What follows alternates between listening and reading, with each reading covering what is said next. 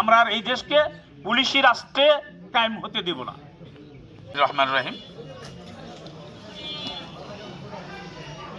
আজকে বনগাঁও ইউনিয়ন বিএনপির 4 নং ওয়ার্ডে আয়োজিত বিজয় দিবসের আলোচনা দোয়া ও মিলাদ মাহফিলের সম্মানিত সভাপতি, আমার সামনে উপস্থিত গামদুরিয়ার আমার বয়োজ্যেষ্ঠ মুরব্বিয়ান, আমার সমবয়সী এবং আমার ছোট ভাইয়েরা, আসসালামু আলাইকুম। দীর্ঘদিন পরে আজকে আপনাদের সামনে আমি পেয়ে আপনারা আমার সামনে এসছেন, এই জন্য আমি আমার অন্তরের অন্তঃস্থল হইতে আপনাদেরকে ধন্যবাদ জানাচ্ছি। আপনারা জানেন, আমি যখন চেয়ারম্যান ছিলাম আমার বিরুদ্ধে আপনাদের একটা অভিযোগ ছিল যে আমি নাকি আপনাদের বলেছিলাম কি গ্রাম অজপাড়াগা। তো অনেকে এই শাব্দিক অর্থের অপব্যবহার করেছেন, ভুল বুঝেছেন, আবিধানিক অর্থ বোঝেন নাই। সেই দিন আপনারা আমার উপরে অভিমান করেছিলেন, আমিও রাগ করে, মনে আছে কিনা, আমি যে বছর নির্বাচনে মাত্র 30 ভোটে ফেল করেছি, আমি গান্ধীরাতে কিন্তু ভোট চাইতে আসি নাই। আমি অজপাড়াগা এখনো বলি, অজপাড়াগা মানে অবহেলিত যে গ্রাম, যেই গ্রামে রাস্তাঘাট, স্কুল, কারবার কোনো কিছুই থাকে না, যে গ্রামের মানুষের অর্থনৈতিকভাবে দারিদ্রতার মধ্যে থাকে, তাদেরকে বলা হয় অজপাড়াগা। আপনারা এই শব্দটা নিয়েছিলেন, হয়তো অন্যভাবে মনে করছেন এটা নেগলেন্সির একটা কথা। এটা বনগাঁও ইউনিয়নটাই একদম অবহেলিত একটা ইউনিয়ন।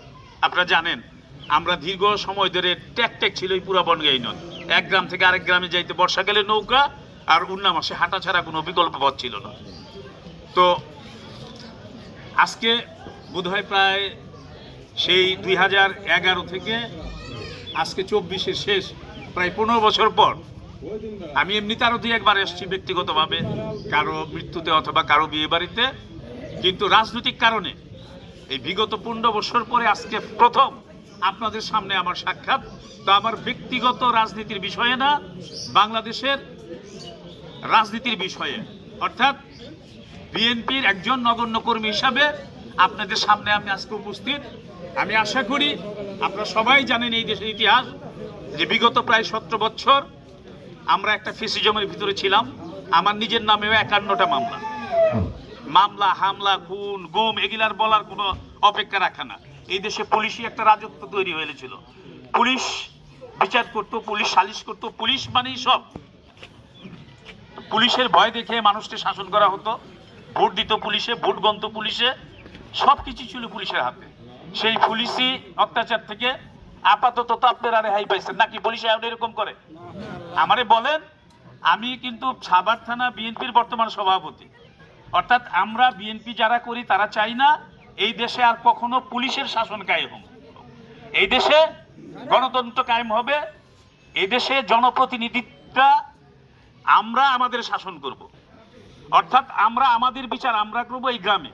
আমাদের আত্মীয় স্বজন আমাদের সাথে মারামারি হবে, জমি নেওয়া ঝগড়া হবে, কথা কাটাকাটি হবে, সব আমরা নিজেরা মীমাংসা করব। আর কখনো পুলিশ, অন্তত বনগাঁও ইউনিয়নে এই ঘরে ঘরে গিয়ে পুলিশ ধরে নিয়ে বিচার করব, ইনশাল্লাহ আর সেই দিন আসবে না, আর এটা পারবে না। যদি পুলিশ এরকম করে অন্তত আমার নলেজে দিবেন।